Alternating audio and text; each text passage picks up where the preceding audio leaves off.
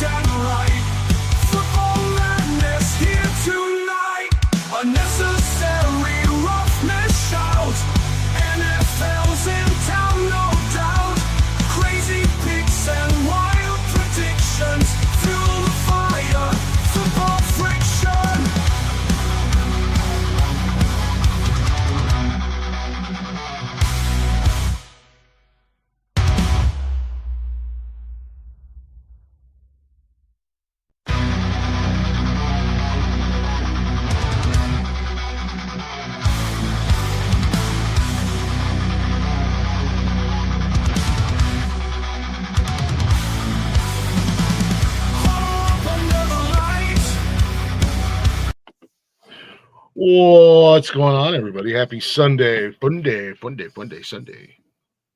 Or for me, I'm going to be a lazy sack of shit today. As soon as we get done doing this, go catch up on some wrestling and maybe watch a couple movies. But anyways, welcome to Unnecessary Roughness right here on the Nonsensical Network. Hopefully you guys had a good weekend. If you're not already, go ahead and give us a follow. We are everywhere. Facebook, Everywhere. Instagram, TikTok, In your ear holes. Ear holes, eye holes, and if you're lucky, Rick might Your get in your butthole. mouth. Oh, I was going to go for your butthole. Well, one of your holes, Rick is going to go for it. Just I don't have to worry about that one biting things off. Well, I don't know what escalated today's world. quickly. With So back to today's sports, world. guys. How's everybody doing in the sports world today? But yes, Secrets out now. It's Sunday, not Saturday. Get your shit together, gentlemen. Shit. Um, Park the truck on it, throw a spring mine in it. Yeah, no. Check us out: Facebook, Instagram, TikTok, X. Shows live Monday through Sunday on Facebook, YouTube, and Twitch. And you can always listen anytime, any place, wherever you listen to podcasts at, all at the Nonsensical Network, or simply go to bio.link/Nonsensical Network. All those links are there. You know the drill. Give us a follow. Give us a like. Give us a share if you'd be so kind. We'd greatly appreciate that. What's going on in the chatters box? Wally in the chatters box. As he said, smash that like, subscribe, and share button. Tell a friend about us and ring my bell. He likes when you ring his bell. He does. I do. Wait a minute. Yeah, I do. I mean, you can speak about yourself in a third person. It's whatever at this point. Yeah. Click does. Yeah. At this point, that's about the next thing I have to do is just start talking about myself in a third person. What's going on, Johnny Bongs? How you doing, brother? All right, so real quick, I've got a wrestling question for you before we get too much into football. Shoot, because I want to cover some hockey and basketball just real fast, real brief before we get into football. Okay, so do we think that they're going to let Randy Orton win the belt again and take it from John Cena with this sudden new last couple of week feud that those two have developed again? Do we think that's going to happen? Because the way he stood in the ring holding the belt up, he's planning to go for it from John Cena. Yeah, so they're setting it. They're going to definitely 100% set up because okay, so we all know this is John's last year. Yep. Like he said he was starting in January. He's going to go through, and this will be his last year. Plates. But even Randy's not far off from being in that same boat now. He's got to be creeping on that 40 mark too. I think Randy. I think honestly, I think he might be. Well, no, he was really young when he came in. Yeah, I think he was only like 20 when he came in. But I think Randy has said that he's still got a good 5 years left in him, if not more. He's still kicking. In all honesty, I think Randy looks the best he's ever looked.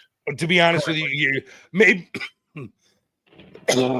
maybe not physique wise, but he's finessed his ring presence so well, and he still has those heel tendencies about him, but he's turned out to be a good guy, like what he did with that dude from NXT, where he held him up and told him, "Hey man, this is your moment," and then he turned around and he RKO'd him at the end of WrestleMania. He gave him, but I mean, if you listen to the audio in the camera, he gave the dude the props, told him, well, drink it in real quick, but no, I'm about to fuck you up. And then he RKO'd him. But at the same time, he basically introduced a new, what I believe the WWE is going to try and make a top 10 talent in the industry. Joe Hendry is amazing. And the greatest thing that's happened in recent years is WWE partnering up with TNA and sharing rosters on the NXT. Yes. There are some super talented guys and women in TNA, and we're getting to see them on the WWE screens. And Joe Hendry will absolutely make that move at some point into the WWE world full time, and he will be a superstar. The dude is super talented. He's great on the mic. Randy Orton gave him his good introduction. I mean, the dude isn't even on the WWE roster, and he got probably one of the top 5 WrestleMania moments of this year's WrestleMania. Yeah, dude, he current reigning TNA World Heavyweight Champion on WrestleMania, which is unheard of. You would have never heard of another company's champion coming into that fucking belt on, nonetheless. Yeah, all right. I think they're setting it up for Randy Orton to take the belt from Cena, and then they're going to set it up for maybe that guy to come in and start off with a belt reign, come in and beat Randy Orton, kind of like a revenge tour almost. Well, I think, like I was saying with the John Cena situation, there's certain feuds that you want to see again with John Cena. Obviously, you want to see the Randy Orton, John Cena. You want to see CM was fun Punk. When they did it a few years ago. Yeah, you want to see CM Punk and John Cena again. Plus, there's a lot of young guys that want to. I wouldn't be mad about a CM Punk Seth Rollins feud continuing because I think that one's a lot of fun. They're both very good on the screen. Seth Rollins is good anywhere you put Seth Rollins in wrestling, he's going to be successful. He has that aura and that presence about him that allows him to control the crowd and everything like that. So, but him and CM Punk feuding, maybe even bringing back a Seth Roman Reigns feud again. Well, with the development of the Paul Heyman situation with Braun Breaker now joining up with I saw that too. And, I think we're gonna see Roman Reigns and CM Punk team up, and there's gonna be a rivalry there. But yeah, I would love to see the setup where Randy gets the belt and then lead that into passing in the torch almost. Yeah, well, I want to see because there was so much buildup and quote unquote anticipation. Randy and Cody having a feud, because Randy told him basically after you beat Cena at WrestleMania, it's my turn, and they're friends. They're obviously really good friends, him and Cody, and they go way back. So I would love to see those two work together against each other. So, but I don't know. I'm curious to see how long Cena holds on to the title. Again, I didn't hear you if you were talking to me, Wyatt. I don't want to get too much into it because I know it's you and Cash's thing a lot. Yeah. So I'll let you guys keep your stuff. I just wanted to. I've been catching little bits here and there, mostly what I catch for reels on Facebook and stuff. But yeah, I'd seen that and I was like, oh, that would be a fun one to have come back again. The John Cena, Randy Orton deal again would be a lot of fun because those two were. And Randy Orton is what makes him so much fun to watch is the fact that when they say RKO out of nowhere, he just appears and fucks you up and disappears again. And I think that's probably the most fun about him. Mm-hmm. He doesn't need all that build up because his RKO is literally comes out of fucking. You've seen it. He's been nowhere, and all of a sudden, poof! There's Randy Orton. There's a guy laying on the ground, and he's gone again. Where'd he go? Yeah. Where the hell did he go? He's the Viper, man. Or even in matches. I mean, because there was WrestleMania a couple years ago where Seth Rollins went for the stomp, and he threw him straight up in the air and caught him and RKO'd him. Yep, he's RKO'd AJ Styles when he goes for the phenomenal forearm. Yep, he's RKO'd guys out of midair constantly. It's one of those moves, and he's perfect. I mean, it's a cutter, it's a diamond cutter. Yeah, but he's perfected it. He's perfected it so well that literally RKO out of nowhere at any point in time. And anywhere too. And like you said, there's a lot of times where he slides into that ring. Well, just this past Monday, son of a bitch came out from underneath the ring and dropped Cena where he stood. Yep. Cena didn't know what the hell happened. Yeah, it's wild. So, but I follow Randy on Instagram, and he's a big family guy. Like he loves his family. Yeah. Like, well, he even told Cena, "You need to have kids. It'll change your opinion on everything." Yeah. But like his nieces and nephews and shit, they're always at his house, and there's a video out there. I think it was like his nephew or something. They were by the pool, and his nephew came running out of nowhere and RKO'd Randy. Yeah, I saw that one. How's that make you feel, Uncle Randy? Yeah. So, but anywho, yeah, tune in next Saturday. Cash and I will be back with what a Cash's shot. Corner.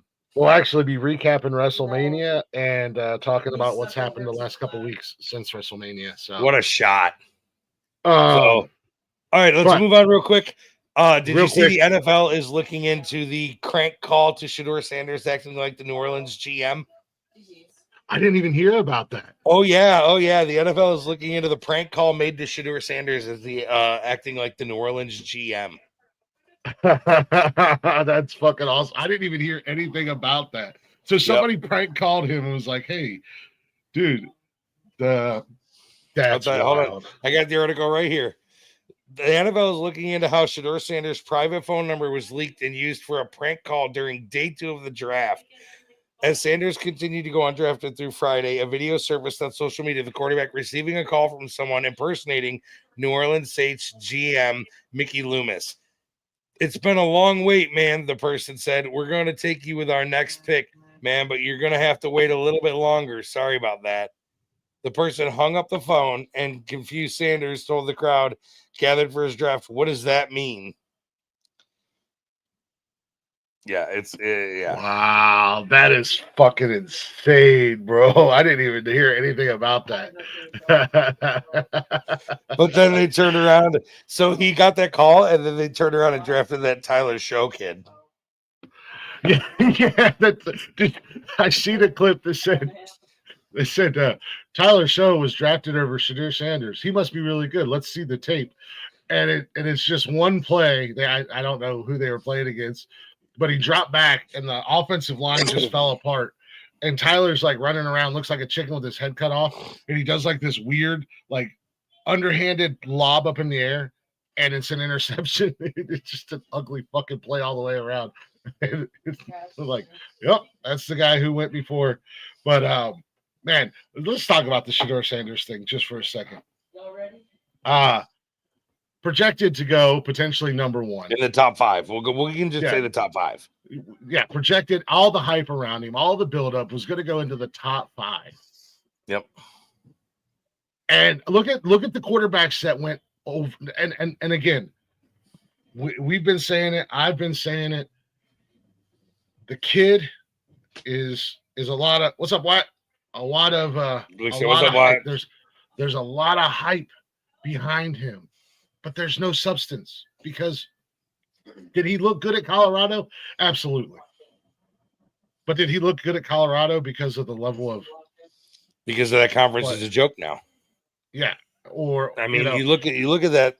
They lost this year was what the first year they lost 4 teams in that conference. Mm-hmm. I mean, the level of you lost Oklahoma and Texas, which are huge, tough teams to play against. They were just dominating the Big 12. And yeah, I think his skill looked better than what it actually is because of the level of competition that he was playing against. Plus, there's just so much fucking hype. And I think a lot of people, and I think the other thing that kind of factored into it when these teams were, because look at some of the other quarterbacks that were drafted over him this year. I think a lot of it probably boiled down to the fact that teams out there don't want to deal with his damn dad. Yep. You know, which is, was it Lamar Ball, basketball player, the Ball family? Yeah. A lot of teams were, and the kids were good, but they had this fucking ego, and their dad was a twat. Yep. So a lot of teams were trying to avoid him like the plague. Well, we kind of ran into the same thing with Caleb Williams last year too. Mm-hmm. If you remember, he was being a bitch and saying, if certain teams drafted him, he'd just stay in college. Yeah. So it's there was a lot going on with the Sanders situation. We were having fun Thursday watching him fall and laughing, and it was good. I mean, it was funny. And I can't believe it was 5th round when he was fighting. I can't believe he fell as far as he did. I expected 2nd or 3rd when he didn't go in the top 10. I knew for sure he was going to go to the 2nd, 3rd at the latest, but to go all the way to the 5th round at the 144th pick, that's unbelievable. And that goes back on to what I said about his level, his skill level. He might not, and we're not experts. You know what I mean? We're just armchair quarterbacking it. Yeah, we're armchair quarterbacking it here on this show. You've got guys that this is their job, to watch tapes, to scout players, to know there's something about the kid that the NFL teams were like, oh, we're going to pass on him. We're going to take this kid's show. We're going to take so-and-so, teams that needed quarterbacks were taking defensive players over a quarterback. I mean, even Pittsburgh. Yeah, and they really didn't know what the fuck was going on in their quarter. They still don't know what the fuck's going on in their quarterback situation. They did grab Will Howard, I saw. Yeah, they got Will, I think, in the 5th round or something like that. I think that's a good pickup for Pittsburgh. I think Will Howard, if given a year to sit, even behind a Mason Rudolph or something like that, I think Will Howard could be a good quarterback for Pittsburgh to get started. Start his career at least. Yeah, I think the way he plays, he could be molded into that Pittsburgh style quarterback. Yeah. You just throw the ball. You don't need to run around, do anything crazy. Just hit your targets. Yep. And he's accurate. Yeah. He's got an arm on him. And Pittsburgh they have an O-line that can protect him. Yeah, So Yeah. So real quick. And they got some weapons. Wide receiver now. I just pulled up the draft grades for the teams. And I just want you to know that your Cleveland Browns got an A+ in the draft. I've seen that, and I'm actually I want to get to the teams. I want to start with Buffalo. How do you feel the draft went for you guys? I think Buffalo addressed every single one of the needs that they had. They needed a lot of defensive help, and I believe that they focused very, very highly on their. And it's not the D line needed some serious help, but they definitely needed that edge rush. Like they weren't pressuring the quarterbacks enough.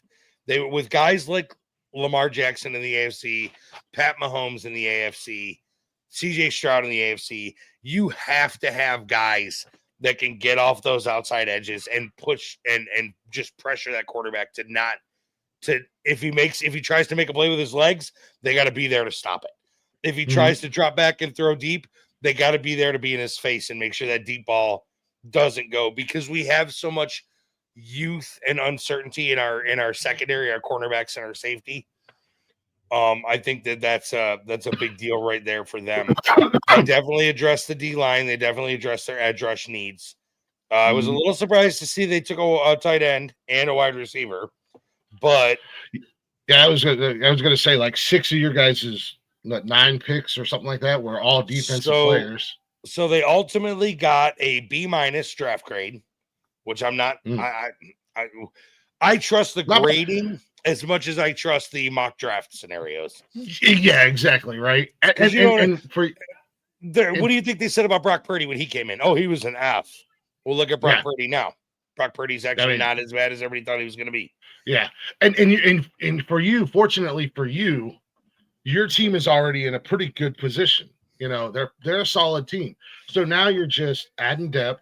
You're getting some younger faces because you're gonna have older guys that are gonna start missing a step or a little bit, and you need that next generation.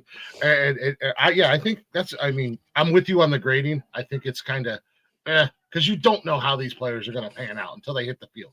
So at the end of the day, reading up on this is here's something that the Bills had in their favor. For as good a team as they've been the last 5 seasons, they had 10 picks going into this draft. They had 10 picks. They had 10 chances to get what they needed. They ended up using 9. They traded 1 away. Whatever, that's fine. So it says right here, one spot they had to address, which I already mentioned, was the cornerback. Opponents completed 68.5% of passes against Buffalo and converted 43.8% third downs. Wow. They gave up the 4th highest third down conversion rate in the NFL. And fortunately for you guys, though, with the defense lacking like that a little bit, your offense was putting up a fuck ton of points against people. That's what saved us. That's what saved it. Well, wasn't putting up 30+ points a game, they wouldn't have won what they won. Yeah. So we lost Russell Douglas as an unsigned free agent. We traded away Kaiir Elam, but we did sign back Dane Jackson, and we got Maxwell Hairston in the first round. He's a 4.2 is what he runs. Wow. Dude is fast. We needed defensive tackles and a receiver. We got TJ Sanders. And let's see.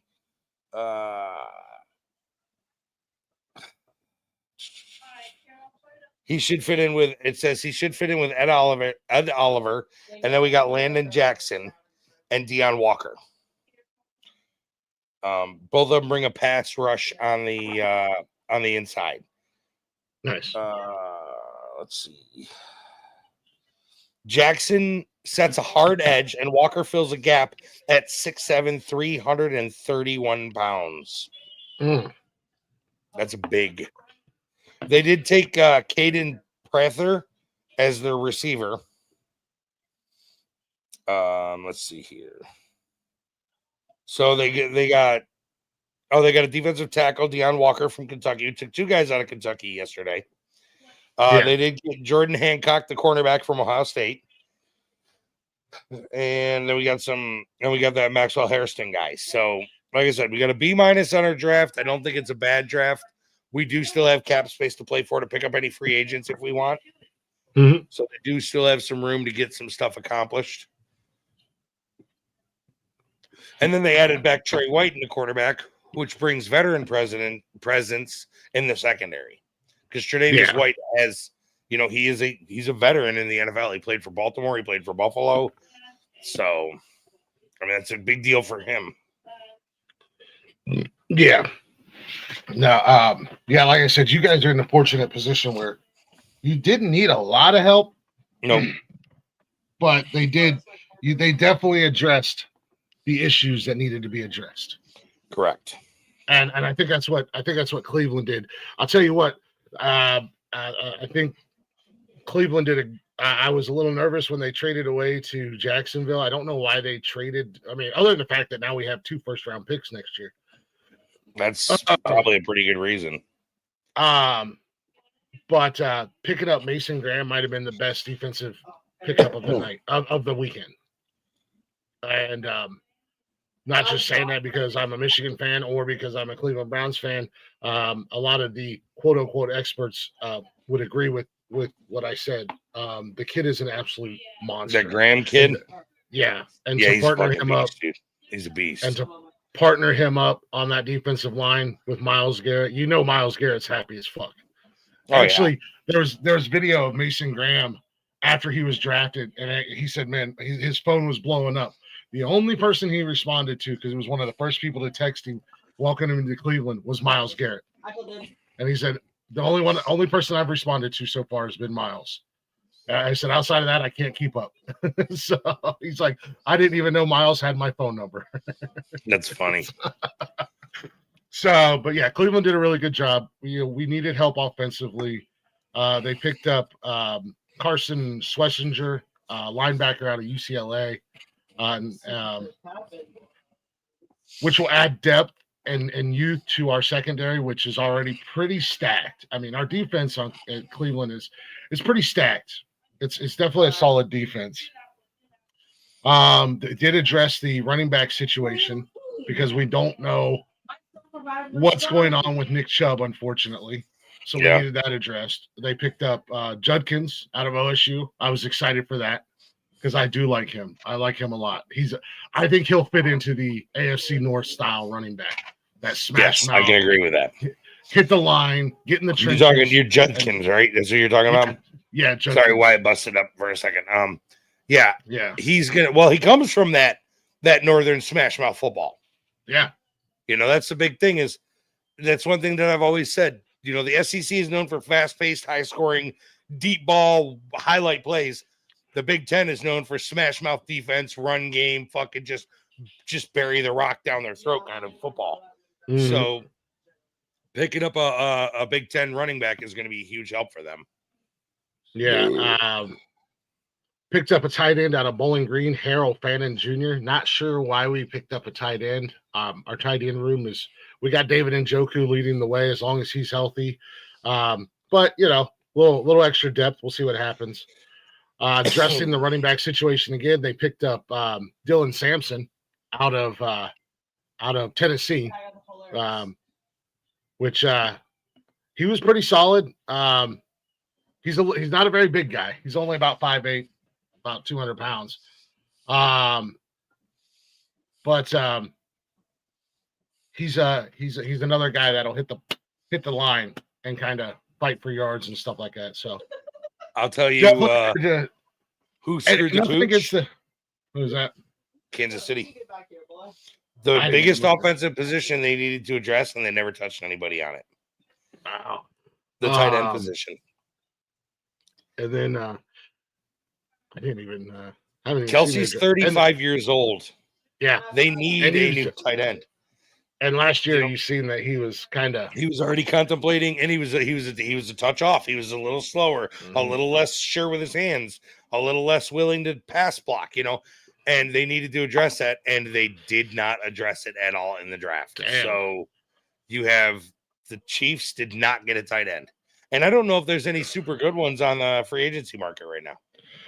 Probably the best two were the kid out of Penn State and then Holston Loveland out of Michigan, and they went early. Yep. And then Cleveland addressed their quarterback situation. Drafted Dylan Gabriel in the 3rd round out of Oregon. We were talking about that a little bit before the show. I like that pick. I like Dylan Gabriel. He played out in the Pac-12. Obviously, not an easy place to play. And then he joined the Big Ten this year when Oregon joined. And he looked great, man. I'm excited for that pick. And then their very last pick, literally Cleveland's very last pick, after 5 long rounds, our boy Sanders came off the board. Our boy. He's not my boy. He could have gone undrafted and I'd have laughed even harder than I did the fact he went in the 5th round. And you were busting my balls. Derek was busting my balls. Cam was busting my balls. And I'm like, look, we had a great draft. We addressed the needs we needed to address. Quarterback taken care of with Dylan. We got a couple running backs to see how that, because we don't know what's going to happen with Chubb. And even if Chubb's around, there's nothing wrong with having a couple guys in the backfield to help out. That's a fact. And then, and it was the last pick that Cleveland had, and they took Sanders. And I seen Stefanski came out, and he didn't even mention Sanders, but he did say that Dylan Gabriel will have a chance to compete for starting quarterback position against Flacco and Pickett. So, but I'm happy. I know you said that they were given an A plus or an A minus or something. A+. They're drafting. Yeah, I'm Cleveland happy was with given an A+. draft. They were they were deemed the best drafted team this season. They were the first team listed on the grading. Nice. So, and that is something that as a Cleveland Browns fan, I have not got to say very often in my life when it comes to the NFL draft. Are you proud and impressed with your draft this year? Yeah, I like it. You're not trying to bang your fucking head off the wall. Mm-hmm. There's a lot of players in here that I like, with Mason Graham, Judkins, and Gabriel. I've only seen Sampson from Tennessee play a handful of times. So I don't really know much about him, but obviously being in Ohio, I got to see Judkins play quite a bit. So yeah. And I honestly thought, and I've had this discussion with a few of my friends that are Ohio State fans, I honestly feel that Judkins is the better of the 2 running backs that came out of Ohio State this year. Yeah, versus TreVeyon Henderson. Yeah, TreVeyon Henderson, nothing against him. He's good, but he's more of that flashy guy. He's going to run out. He's going to run outside to the corner and just make a big play. He's going to try to avoid contact and whatever. But in the NFL, that doesn't always fly because it's the next level of competition. Yeah, but I was happy with Buffalo's draft. I was very impressed that Cleveland didn't fuck theirs up so badly. It was just I thought the draft. Oh fuck! Excuse me. I'm sorry. I thought the draft went very well for the teams that I care about. So that was a good thing, and I'm glad to see that Kansas City did screw the pooch on it. Yeah. By not addressing one of their biggest offensive concerns.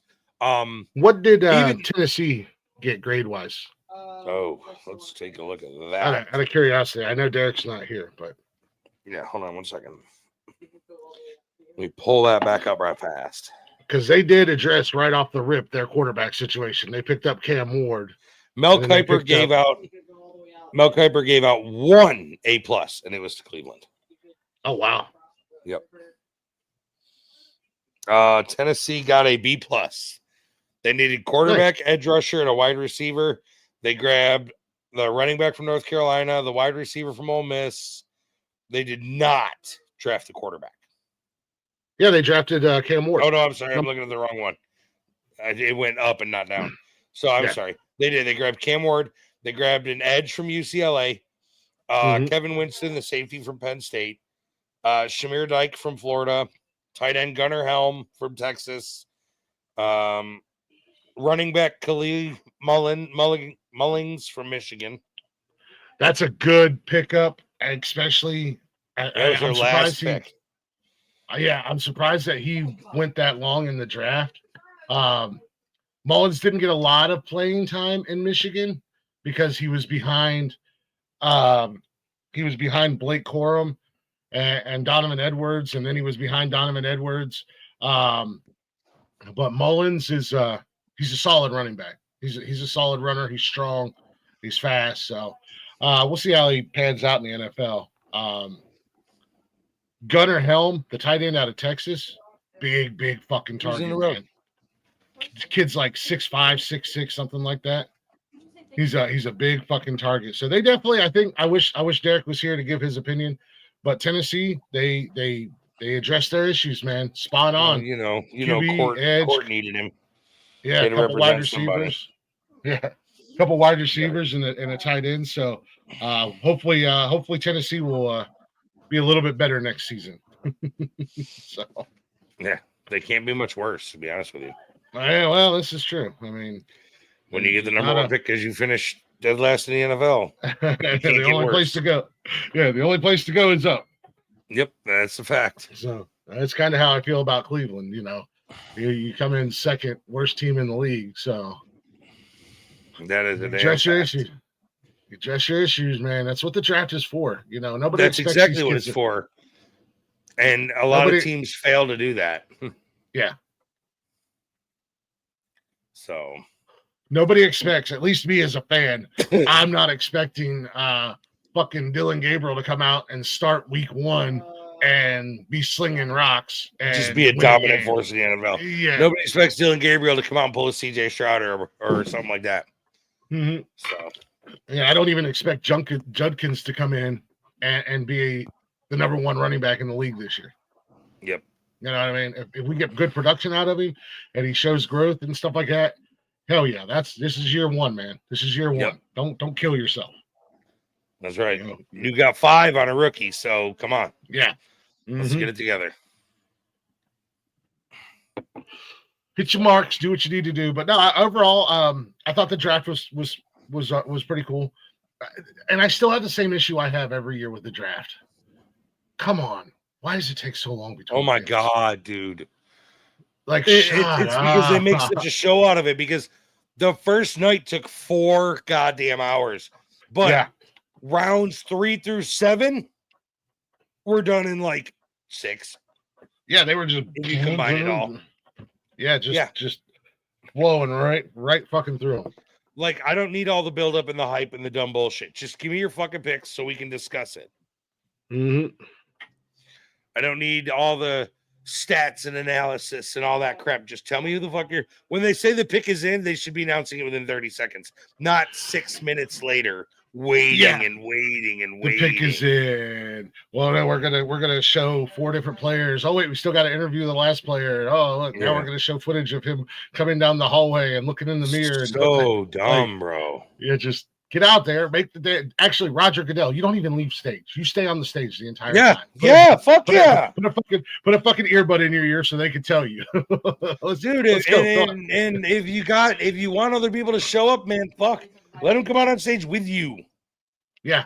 When that team is on the board, they can come out. And then they can do their stupid speech then. Whatever they got to say while they're waiting for the pick to come in. Don't wait until the pick's in and then come out and do a 10-minute long speech about oh my God, dude, it's terrible. Indianapolis. Fucking terrible. It is so damn boring. Had it not been for the fact that we were doing the show Thursday night live while the draft was happening, I don't know that I'd have watched it. Yeah, I probably would have turned it off. I'll be 100% honest with you. I would have seen Cleveland's pick, bro. And I'd have seen Cleveland's pick, and I'd be like, okay, I'm good. My Lord. But the fact that we were able to conversate and do our bullshit in between picks, I kept it on up there. Hell, towards the end, I kept missing picks because we were announcing the picks as they were made. I kept missing picks because we were just chit-chatting and talking, different things about the football and whatnot. So, but good overall, I think I'm happy as a Browns fan. I'm happy for my team. I think they did a good job. Now I'm excited to see. Any money. I know a lot of people don't care about NFL preseason, but the thing I like about the NFL preseason is you get to see the young guys in action. You get that first. You got one ear behind you with a sniper. So I'm trying to make call outs for Wyatt. I shouldn't be. Should be letting him die on his own accord. So, But I like that. I like that. So I'm excited for that. But overall, I think we're both pretty happy with our teams, with our picks. Yeah, I'm not mad. So do you think we've covered enough of the NFL right now? Do you want to move on to the hockey, the world of hockey? Because like Matt McAfee says, hockey is awesome. Hockey is awesome, and we are in the playoffs, ladies and gentlemen. We are first round. We are 4 games deep for most teams in the NHL Stanley Cup playoffs. It's like a couple sports. It's in the game. Couple of those games. You got the Stars and the Avalanche are knotted up at 2 apiece. The Golden Knights, who come in number 1 with a wild card, the Wild are knotted up at 2 games apiece. Yep. Toronto's came in number 1, and they're leading their series 3-1 against Ottawa. Yeah, they're smashing them. Tampa's down to Florida. It's so wild to me that Florida has 2 NHL hockey teams, and they're fucking good because everybody said they've always been good. Yeah, hockey won't do good in Florida. I shouldn't say always. The Panthers historically have been a trash team. Yeah, but they've been good the last few seasons. The Lightning have been fucking second to nothing for a long time. Yeah. They've got since Steve Stamkos and all those guys. I mean, they've always had a stellar fucking. Tampa Bay's always been able to produce a playoff team. They've got what, 3 cups down in Tampa? I think so. In the last 10 years. Yeah, in the last, yeah. So, I think they've got 3 in 10 years. So yeah, you got the Capitals are 2-1 over the Canadians. Yep. OV. Let's go South Carolina representing the Hurricanes. So here's my thing. Here's my jam. Devils. Here's my jam. My Stanley Cup prediction. Okay. Carolina plays the Avs for the Stanley Cup championship. That could be an interesting. I think that's how it's going to go. If that's not how it goes, I think Carolina plays the Oilers. Oh, so you're locked in on Carolina. I think Carolina is by far, for probably the 3rd season in a row, the best team in the NHL. Okay, nice. I think they couldn't pull it together the last time when they really needed to, but I think that Carolina is by far the best team in the NHL right now. Oh yeah. So I'm down. I think that's what you're looking at. I think you're looking at a Hurricanes Avalanche Stanley Cup or a Hurricanes Oilers Stanley Cup. So okay, well, the Oilers are currently down 2-1 against the Kings. So yep. Well, that's okay though. Those are 7-game series, man. Yeah, they're 7-game series. They got a game tonight at 9:30. There's currently a game on right now, in case you didn't know. Yeah, Winnipeg and St. Louis are dotted up at the end of the first period. Yep. Formerly the Atlanta Thrashers, now the Winnipeg Jets. Well, they were the Winnipeg Jets. Then they were the Atlanta Thrashers. Now they're the Winnipeg Jets again. The Hurricanes and Devils play at 3:30 today. The Caps and Canadians play at 6:30 today. So they've definitely got some hockey games on today. Yep. And good some of them, too. Yeah, you definitely want a couple series you might want to keep an eye on, especially you, because the Oilers are already down 2-1, and you cannot count Connor McDavid out. And then you got the series knotted up between the Avs and the Avalanche and the Stars. Yep. Which I still think the Avalanche are going to take that. So, yeah, but hockey is awesome. It is that time of year, man, where it is super excited. The Jets Blues game is currently tied at 1 at the end of the first period. So there's your NHL playoff bracket. It's just this is that for if you're into sports, this is that time of year where everything is kind of on a collision course happening at the same time. Hockey, yes, basketball, baseball's kicking off. Yep. For those college fans, you got softball. College softball's big. There's some teams that were expected to be dominating have lost. Number 1 team in the nation in softball for umpteen million games is not number 1 anymore. Oh, damn. Yeah. So NBA playoffs are happening. Let's go, Cleveland. I said it earlier in the season. I think ultimately it's going to come down to the finals between Oklahoma and Cleveland for the championship, just based off the fact that they are the two strongest goddamn teams in the league, and they are smashing everybody. Now, Cleveland does have to be careful in the East because they're going to come across Boston. Who has been a dominant team all season long, to my knowledge. Yeah, they have been. Cleveland was, I think Cleveland finished with the best.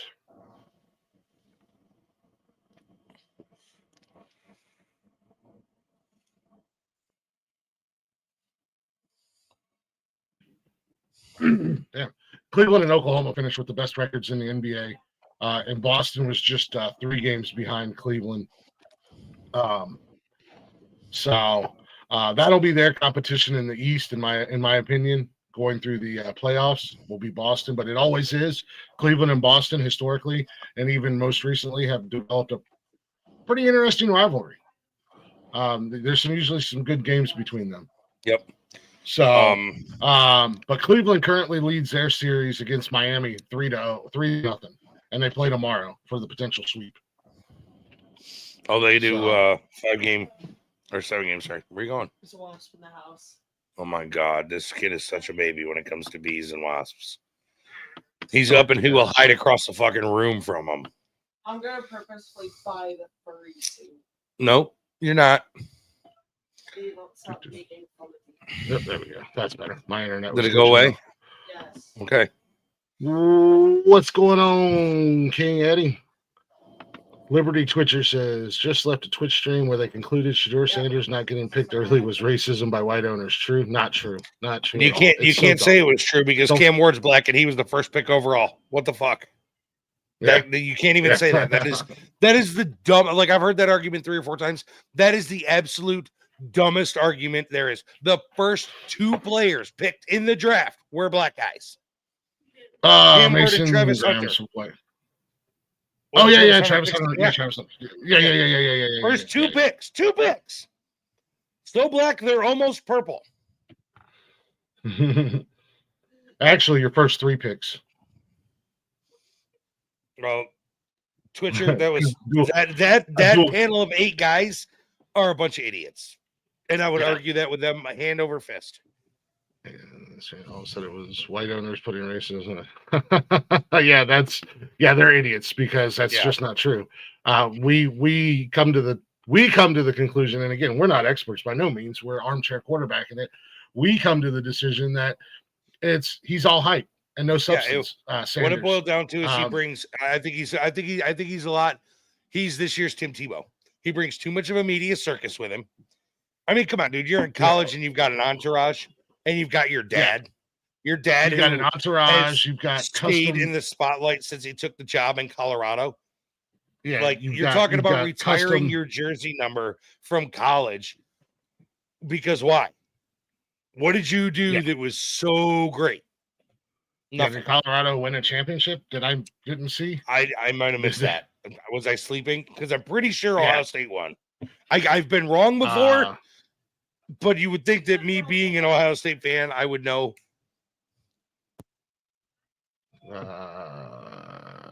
Colorado. Where is Colorado? Did they even win their bowl game? Is Colorado in the Big 12 or what conference 12. are they in? No, they got smoked by BYU in the Alamo. Oh, they lost. They got beat by a bunch of fucking Mormons.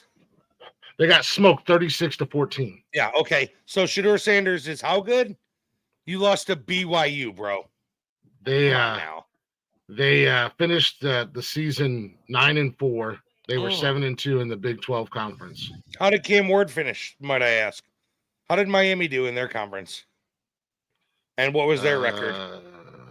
Look. Miami. Let's also address the fact that Cam Ward set a record for most touchdowns in the ACC history. Miami lost to Iowa State. To Iowa State. Was it 42 close? to 40? Yeah, 42-41. Whoa, that was a close game. Where did they and finish in their conference? Miami finished the season with 2 losses on the regular season. They lost to Syracuse by 3 points or 4 points. I'm sorry, and they lost to Georgia Tech by 5 points. Oh man, but Cam Ward is not as good a quarterback as Shedeur Sanders.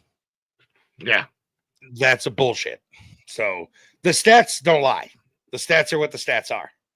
I'm glad that Google AI was wrong about round 2 because I'd hated to have to quit watching the NFL and liken it to WWE wrestling. Yeah. Although they weren't too far off from how the picks went, because you did end up with an Ohio State running back, and you did end up with Shedeur Sanders. Yeah, well, yeah, they were just a day or two off, and they were off with the wrong running back. Yeah, which I'm glad Cleveland got the right running back in my opinion from Ohio State. Google AI got it wrong when they tried to pre-predict it at 10:30 on Friday morning for the second round at 7 o'clock. I'm going to tell you right now, the stats between Cam Ward and Shedeur Sanders are pretty fucking close, and Sanders does hedge him out a little bit. And again, I will say that has a lot to do with level of competition. Ward threw for 4,313 yards, and Sanders threw for 4,134 yards. So Cam Ward threw for more yards, had more touchdowns. How many sacks did Cam Ward get? Completion rate is doesn't say. Shedeur had the best in the NCAA at 74%. Yeah. So I already know 7 interceptions. They both threw 7 interceptions apiece. Okay. They both Cam Ward had 39 touchdowns. Sanders had 37. Nope. QB rating, Ward was 172.2 and Sanders was 168.2. Oh, so Cam Ward statistically was the better quarterback. Yeah, but they were pretty close.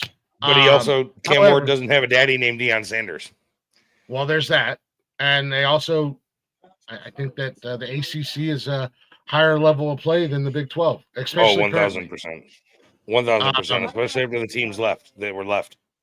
So yeah, after the shakeup last season, you're looking at the Big 12 has Ohio University down in Athens, Ohio. They have Miami of Ohio. Oh no, wait, I'm sorry, I'm looking at the Mid America. I'm stupid.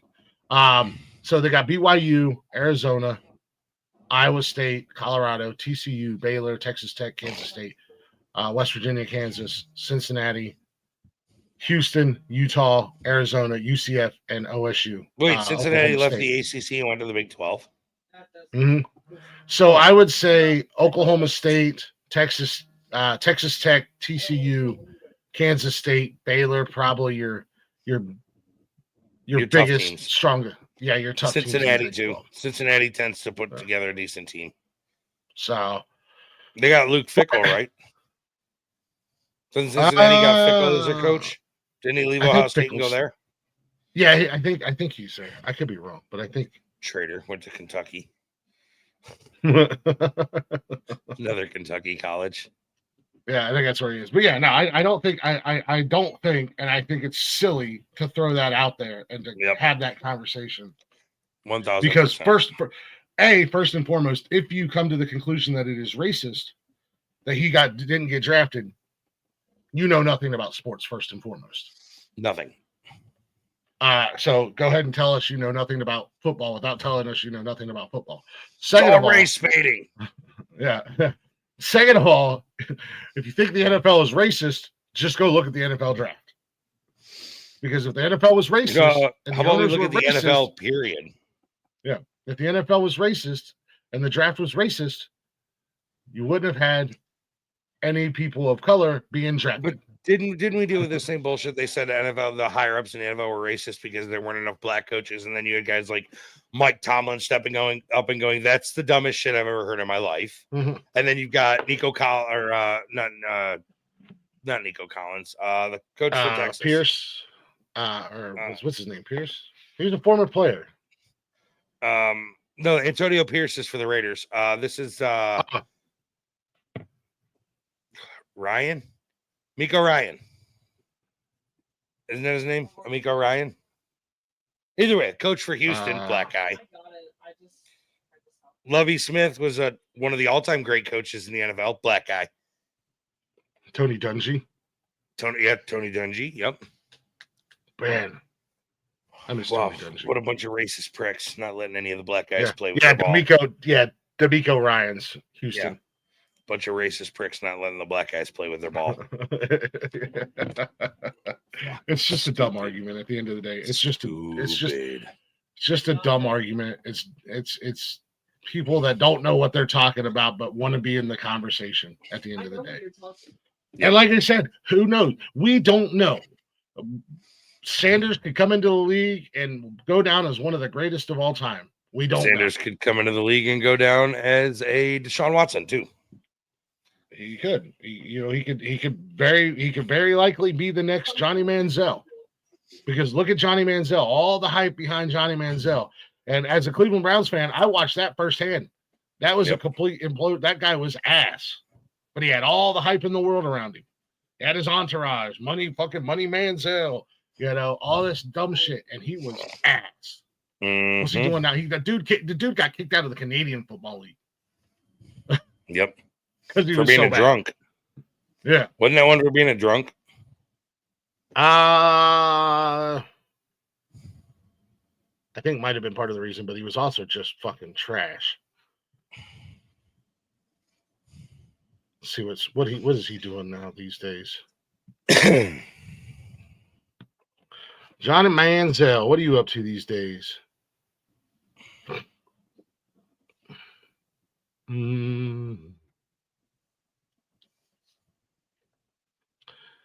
As of 2022, he was playing for the FCF Zappers. Well, that was his last season with the FCF Zappers. What the fuck is that? Fan-controlled football. It's an indoor football team founded in December of 2020. They are a member of the Fan-Controlled Football League. I've never even heard of that. Me either. But they are currently owned by Trevor May, Dalvin. What's that? Does that mean the fans make the next call for the play? Yeah, I don't know, man. I've never heard of him. He only play played there play. Yeah, he only played one season there. He's not even. It doesn't say what he's. What? Can I go to the red permit? Can you what? Can I go to the red permit? Yeah. Doesn't say what he's doing now. But he's not playing football, it looks like. So. And I mean, he went all the way down to the FCF, whatever that is, whatever the fan-controlled football league is, whatever that is. So, like I said, and that's with every player that comes out. You got to play the wait and see game. You just don't know. But again, like we said earlier, it boils down to these guys are professionals and they get paid a lot of money to make decisions on players based off of their playing, their skill level, what they see out of them, and we are not those guys. We just throw our opinion down. But no, I hate that argument. I hate that fucking argument. I hated that Dion came out and said that, and then certain people in the NFL world jumped behind it and got on the hype train with him. And whatnot. So I just stop it. You're promoting something that doesn't need to be promoted for no reason other than the fact that this is I'm going to stomp my feet and pout and throw a temper tantrum because I didn't get my way. In my opinion, that's what it boils down to. Yeah. So, man, oh man, we've talked pro, we've talked NFL, or we've talked pro, we've talked NHL. How about we talk a little UFC real quick? Dustin Diamond Poirier announces his last fight against Max Holloway. I know that name. 318 is retirement fight. Dustin Poirier. Oh wow. Yeah. Nice. What'd you say, what? Dustin Poirier was Max's first fight in the UFC. Was he really? Yeah. So apparently, information just handed to me from my kid that I'm sure came through his ear hole by a guy named Chris. Dustin Poirier's first ever fight in the UFC was against Max Holloway. And now his last fight in the UFC. Max Holloway's fight was Dustin Poirier. What? Max Holloway's first Nah. fight was Dustin Yes. Poirier? Oh, okay. I had it backwards. Oh, wow. Oh, But wow. Dustin Okay. Poirier's last fight will be Max Holloway. Nice. So there's that. That's kind of neat if you think about it. Neat little Mhm. factoid. A little factoid for your ears. Yeah, man. That's cool. I do know Poirier. I know that name. Yep. You should know Max Holloway too. This is also a BMF belt fight, I believe. You want to take me? It's for Okay. the BMF belt, which, if you don't know, that's a new belt they created, the Bad Motherfucker No belt. one has ever defended the BMF belt. Is that what they're doing for that fight? No one has ever defended it before. But is that a belt? Is that a title match? Yeah. It's a BMF belt fight. So the BMF belt's never been defended. So this will be the first time it's ever been defended. And yeah, And that's that'd be a way for that's 318. that's an UFC 318. that's an actual sanctioned belt that they'll defend. And is it in a weight class like a particular? That is an actual sanctioned belt. I'm not sure how the weight class works on that one. The guy who's held the belt has never won a fight to defend it. He's never won a fight to defend it. So he hasn't been in a fight since he got the belt. If you're losing all your fights after you won the belt, then that doesn't make you a bad motherfucker. True story. True story. True fucking story. I'm the baddest motherfucker on the planet. What's your fight record? 0-27. Wait a minute. But you still hold the belt? What? Yeah. So hold on a second. Is this like golf? The one with the lowest score actually win? Right. Or- So you've got that currently going on too. Nice. I used to say Max Holiday sounds familiar. That does sound like a familiar name, but I definitely know Poirier. Yep, both of them been around a minute too. Yeah, I've been out of the UFC game for so damn long, man. I remember. I say I'm going to get back into it, but then I always forget that it's on Saturday nights, and I can literally just throw it up on the screen because the TV's in front of me. I'm thinking about reimagining my bedroom and rearranging it. And I might set up my computer situation where, because my TV kind of sits at an angle. I can see it, but it kind of sits at an angle. But set my TV more where it's in like directly in front of me. So when I'm doing shows and stuff, I can just throw shit up there and watch shit. Makes sense. So. But yeah, man, I don't know any other major, like I said, the NBA playoffs are going on. Oklahoma Thunder, they swept their opponents in the first round already. Who did they play? Let me see. They swept the Grizzlies. Cleveland has potential to sweep the Heat tomorrow night. Dude, they're smashing the fucking Heat. Well, we can move into how about your Guardians are sitting in second in the Central Division behind Detroit. How about my Reds are sitting pretty nicely too? They killed. Are they? Team. Yeah, they're second behind the Cubs. Mm-hmm. The Falcons finally the Braves finally started to win a couple of games. They still have a losing record. They're 12-14, but they're actually winning some games. So, well, it's a good thing they still have 175 more games. I was gonna say there's like 312 more days of baseball left this season. So, yeah. I mean, we've barely even got. I mean, we're still basically in preseason for them guys. Yeah, exactly. You know, they've played.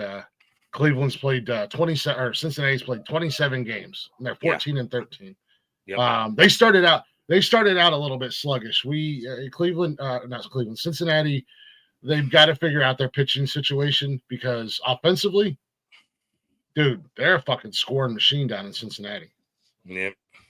So, but yeah, like I said, lots and lots of baseball left. I mean, the Atlanta Braves being 12-14, they're still in third place behind the Mets and Philly. So it's not like they're dumpster divers by no means. No, that actually in the National League, that actually belongs to the Colorado Rockies, who have won 4 games. Oh boy, they are 4-22. And then in the American League, you have the Chicago White Sox that are 7-20. Oh boy. So You got a little bit of that here. So you got a little bit of space between being at the bottom of the barrel there for Atlanta. Things are looking up for them. The Falcons, the Giants, and the Eagles killed it, huh? How the hell does Philly? I can't disagree with the Giants drafting. They did really good. I think the Giants were super smart and in the first round. I think they played it very well, and they accomplished exactly what they needed to get through the draft. The Falcons, I know everybody that I know that's a Falcons fan is not at any way, shape, or form pissed off about how the draft went for them. Because Atlanta's notorious for fucking draft picks up. And they apparently did not this season. A lot of people are very, very happy with that. The Giants snatching up Abdul Carter with the third pick was great. And then moving back into the first round and snatching up Jackson Dart. Yep. Great job, because the Giants have Russ on a 1 year. And now Dart gets 1 year to and they got Jameis Winston for 1 year. So Dart can learn from Russ and Jameis. And then in the fourth round, they picked our boy up, Scatterboom. Oh, did they? Is that who got him? Yeah. So, shout out to the Giants. And overall, I think they had a pretty good draft looking at their draft picks. I agree with you. I don't know how the Eagles picked up Jahad Campbell. I don't know how he was at 31 still, but good on the Eagles and good on that kid. I'm glad I'm surprised he lasted as long as he did, because he was a monster down in Alabama. Outside of that, Philly just kind of Philly's another one of those teams like you guys, like the Bills, man. We didn't have a lot to address, but they did address what they needed to. Yeah, and that's Philly just kind of filled. They did pick up they drafted a quarterback. They drafted the kid Kyle McCord out of he was in Ohio, then he went to Syracuse. They got Kyle McCord in the 6th round. Where did Quinn Ewers end up going? I know I saw it earlier. I don't remember, though. I don't know where you are. The Eagles have the best GM in sports. I got it. I don't like the Eagles at all, but I got to give the Eagles credit, man. They they did. They play it. They play well. They do play the draft very well. He works his angles on a lot of players. It works out in their favor for sure.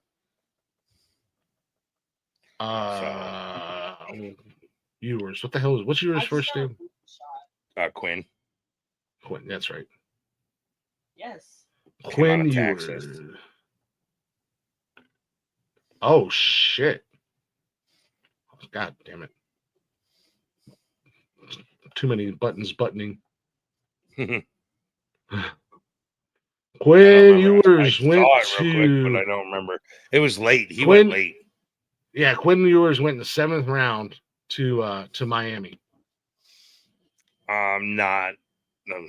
I've been playing this, probably gonna go horrible, but it'll be fine. I don't know how to feel about that.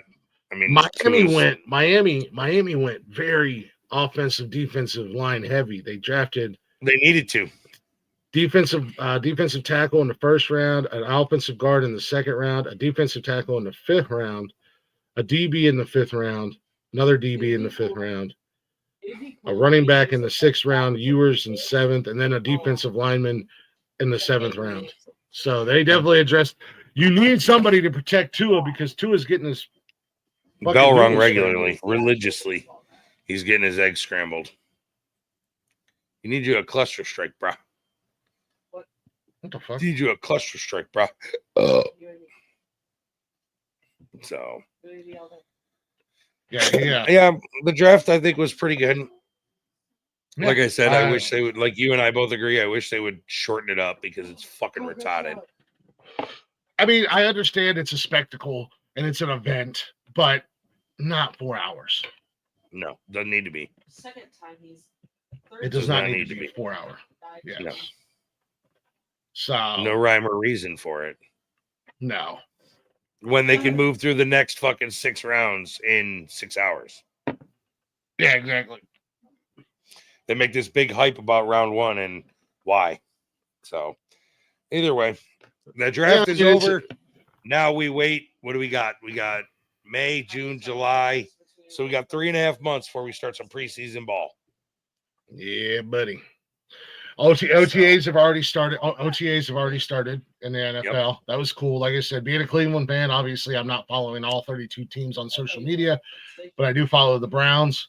You've seen some veterans showing up at the OTAs, which is good. I like to see that. I don't like to see guys trying to play like they don't need to be at the OTAs. Yeah, showing up. I think they're setting a good example for the young guys. Yep. There's a culture and a standard in locker rooms, and I think that your veterans showing up and showing and being there is huge. Not only that, but getting to see some of the defensive guys practice with the younger guys, the defensive veterans. You're building that chemistry and that connection to where tower. God forbid there's an injury or something like that, and that kid has to step up for, the guy he's backing up. He's already familiar with the play style and all that stuff. So I like it. I dig it, man. I like these teams that have a good culture in the locker room and a standard that the veterans keep on lock. So I'm curious to see the new guys come in that were drafted. So definitely ready. We are definitely ready for some more foosball around here. I keep meaning to keep up on the UFL, but man, I cannot remember. I always real quick when games are. One thing I'm impressed to see is and I hate to constantly reference Bills, but much like you follow Cleveland, I follow Buffalo. Mm-hmm. Josh Allen's ability to disconnect from football for a few months and kind of clear his mind. When he showed up to OTAs in the building, he had to grab one of the managers and go, "Hey man, is that Trey White?" And he's like, "Yeah." He didn't even know they picked Trey White back up from, as a free agent or whatever. So that really what up, Wally? Shows that Josh was able to disconnect from football for a little while, focus on his fiance. Congratulations, Josh, getting engaged and everything with a $70,000 rock to Haley Steinfeld, whatever like that. But he totally did. He totally disconnected from football for a few months, and that's great because I think he needs to. I think it helps him. I think all the players should be able to do that a little bit, not make it their sole focus all the time. So, Rick the Dick. Didn't get my dick picked this morning.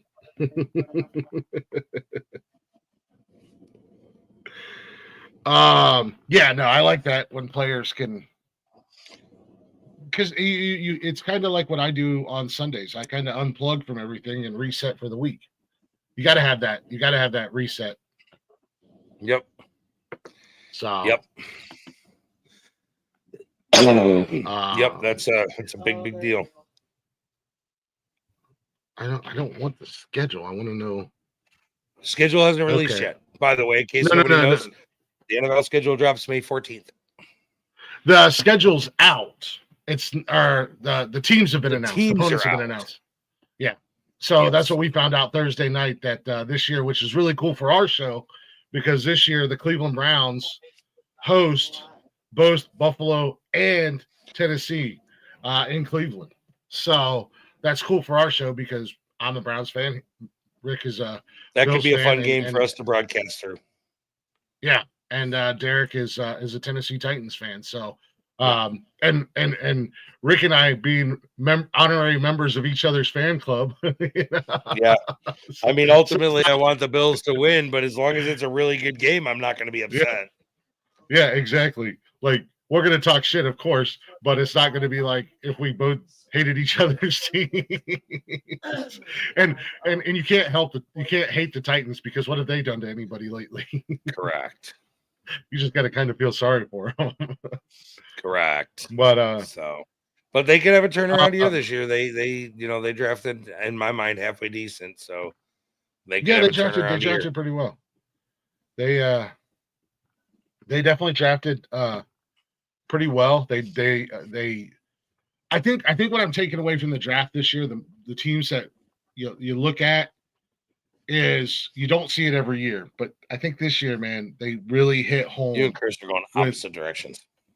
They really hit home drafting and hitting their needs. Those spots that needed to be filled and those voids in teams, they really hit them, man. Spot on. So, but other than that, we don't have to beat the draft horse to death. I mean,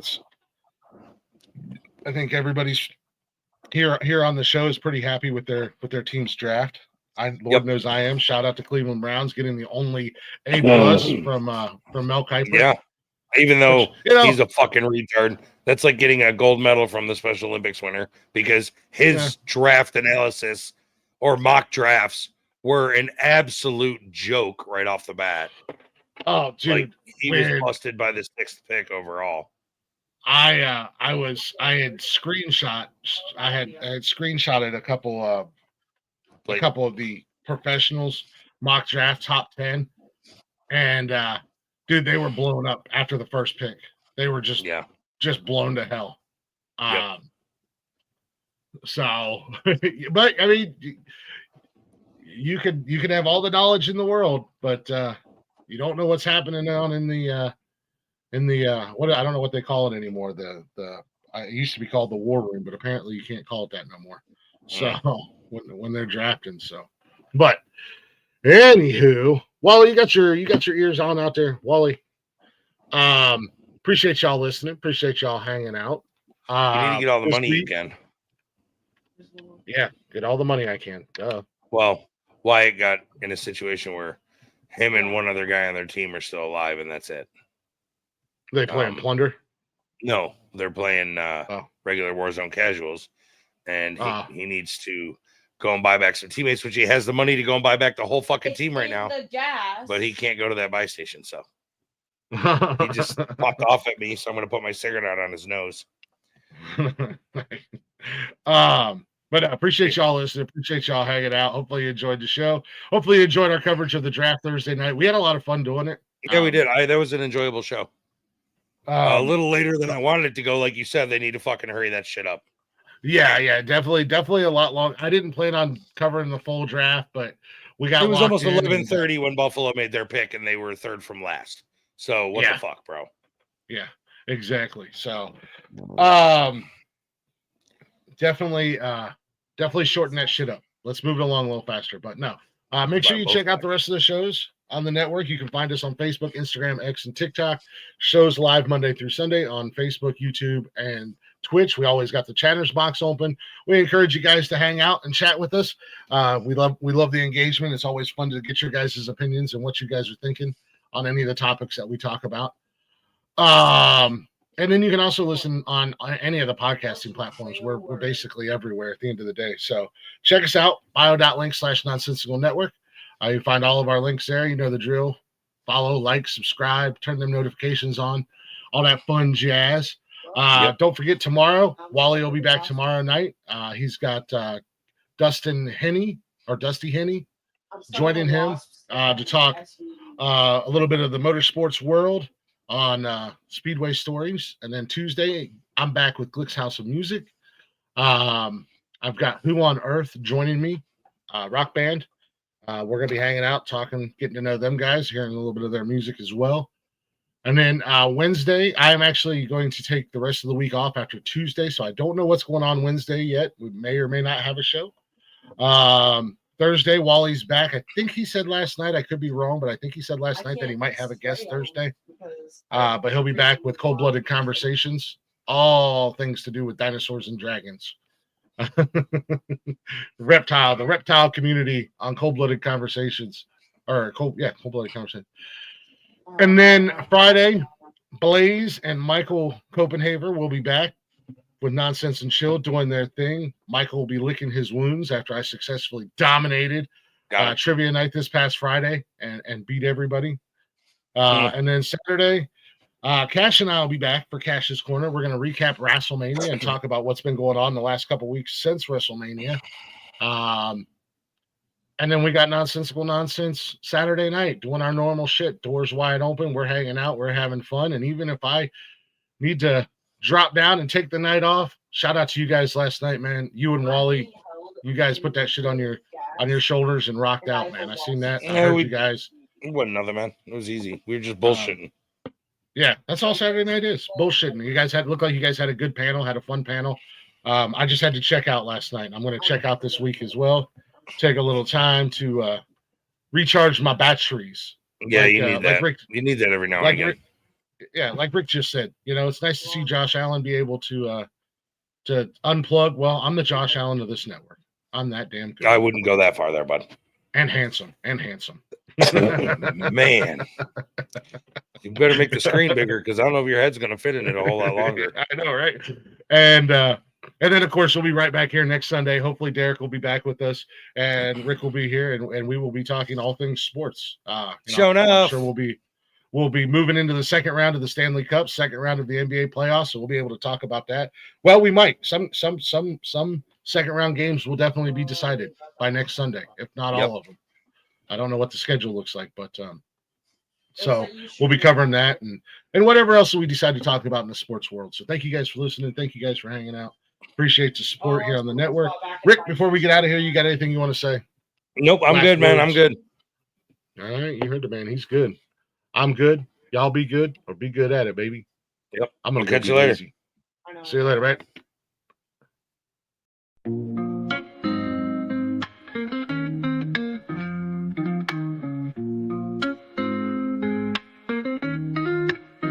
Nonsensical network, different flavor every day. Movie talks, new flicks hitting the display. Microphone magic, musicians spill the praise. From reptiles to motorsports, burning rubber craze. Football clashes, touchdowns, epic plays. News spinning, catching on the latest phase. Gleaming cars, engines roaring up the pace. Street tales, urban stories we embrace. Tune in, every week diverse. Groove to the beats, let the rhythm immerse. Lyrics flowing, ciphers full of verse. Nonsensical network, feel the universe. Interviews buzzing, stars in the circuit. Worlds of tapestry, pieces we interpret. Hip-hop to rap, the flow never stagnant. Reptilian tales, nature's arrangement. Cars with muscle, engines with might. Motorsports roaring, speed in the night. Discussions heated, always a delight. Network of nonsense, but the vibe's just right. Tune in, wait for that beat. Flow so seamless, feeling so sweet. Urban grooves, rhythm from the street. Nonsensical network, always on repeat.